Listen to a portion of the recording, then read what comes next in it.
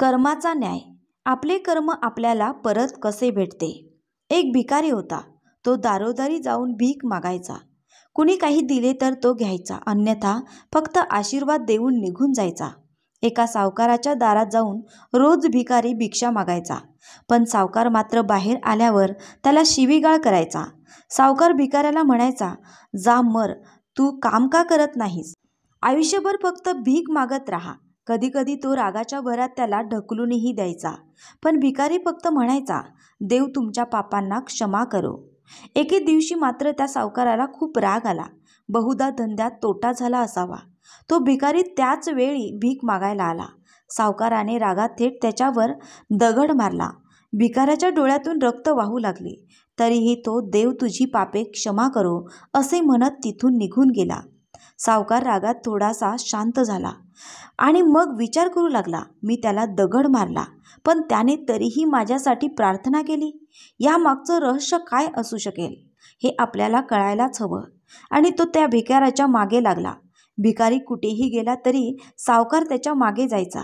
त्या भिकाऱ्याला कोणी भिक्षा दिली तर ठीक, पण कुणीतरी त्याला मारले, अपमानित केले, शिवीगाळ केली तरीही भिकारी एवढेच म्हणायचा, देव तुमची पापे क्षमा करो. आता अंधार पडू लागला होता. तो भिकारी परत स्वतःच्या घरी जायला निघाला. सावकार सुद्धा त्याच्या मागे होता. तो भिकारी आपल्या घरी परतला. एका तुटलेल्या खाटेवर एक म्हातारी झोपली होती, जी त्या भिकाऱ्याची बायको होती. ती आपल्या नवऱ्याला पाहताच ती उठली आणि पाहू लागली. भिकेच्या भांड्यात फक्त अर्धी शिळी भाकरी होती. ती पाहताच म्हातारी म्हणाली, एवढेच आज मिळाले का, आणि डोळे तुमचे कसे फुटले. तेव्हा भिकारी म्हणाला, हो, एवढंच, कोणी काही दिलं नाही. सगळ्यांनी शिव्या दिल्या. एकाने दगडफेक केली, त्यामुळे माझं डोकं फुटलं.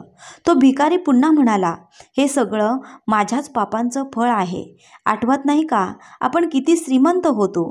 काही वर्षापूर्वी आपल्याकडे काय नव्हतं, आपल्याकडे सर्व होतं, पण आपण कधीच दान केले नाही. तो आंधळा भिकारी आठवला का. म्हातारी बाईच्या डोळ्यात अश्रू आले आणि ती म्हणाली, हो, आपण त्या आंधळ्या भिकाऱ्याची कशी चेष्टा करायचो, भाकरीच्या जागी कोरे कागद कसे टाकायचो, त्याचा अपमान कसा करायचो, त्याला मारायचो आणि कधी ढकलायचो. तेव्हा म्हातारा म्हणाला, हो, मला आठवतंय सगळं. किती छान होतं आपलं. त्या आंधळ्या म्हाताऱ्याने जेव्हा रस्ता दाखवायला सांगितला तेव्हा कधीच मी त्याला रस्ता दाखवला नाही. जेव्हा कधी तो भिकारी मागायचा तेव्हा फक्त त्याला शिव्या दिल्या. एकदा त्याला वाटी फेकून मारली. तेव्हा तो आंधळा भिकारी नेहमी म्हणायचा, देव तुझ्या पापांचा हिशोब घेईन, मी नाही. आज त्या भिकाऱ्याचा शाप आपण भोगत आहोत. आज त्याच्या शापामुळे आपली ही अवस्था आहे. म्हणून मी कुणाला शाप देत नाही. आपल्या या परिस्थितीसाठी आपण जबाबदार आहोत. माझ्यावर कोणताही त्रास झाला तरी माझ्या ओठावर नेहमी आशीर्वाद असतो, कारण असे दिवस मला दुसऱ्या कोणालाही द्यायचे नाहीत. म्हणून मी माझ्यावर अन्याय करणाऱ्यांसाठी देखील देवाकडे चांगलीच प्रार्थना करतो, कारण त्यांना माहीत नाही की ते कोणते पाप करत आहेत. आपण भोगले तसे दुःख दुसऱ्या कोणालाही भोगावे लागू नये, म्हणूनच माझी अवस्था पाहून माझ्या मनातून फक्त आशीर्वाद निघतात. सावकार चुपचापपणे सर्व ऐकत होता. आता त्याला सर्व काही समजले होते. म्हातारी बाई आणि म्हाताऱ्याने ती अर्धी भाकरी एकत्र खाल्ली आणि परमेश्वराचा महिमा म्हणत झोपी गेले. दुसऱ्या दिवशी तो भिकारी पुन्हा सावकाराच्या घरी भीक मागायला गेला. सावकाराने 2 भाकरी आणि भाजी अगोदरच काढून ठेवलेली होती. त्याने ती भाजी भाकरी भिकाऱ्याला दिली आणि हसतमुख आवाजात म्हणाला, माफ करा बाबा, चूक झाली. आजपासून तुम्ही रोज माझ्याकडे येऊन 2 भाकरी आणि भाजी घेऊन जात जा. तुम्हाला आणखीन काही गरज पडली तर तुम्ही मला नक्की सांगा. उपाशी मात्र कधीही झोपू नका. तेव्हा भिकारी म्हणाला, देव तुमचे भले करो, आणि निघून गेला.